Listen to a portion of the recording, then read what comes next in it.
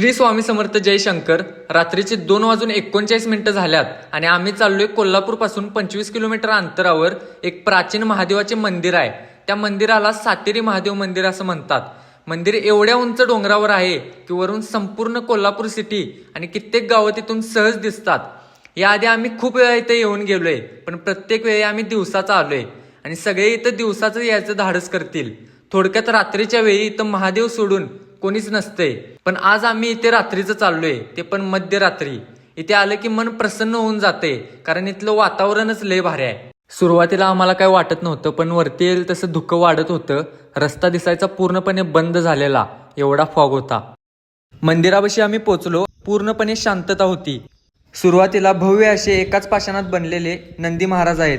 त्यांचे दर्शन घेऊन आम्ही लगेच वरती गेलो. आमच्या व्यतिरिक्त इथे कोणीच नव्हतं, पण आम्हाला असं वाटत होतं की वरती कोणीतरी आहे.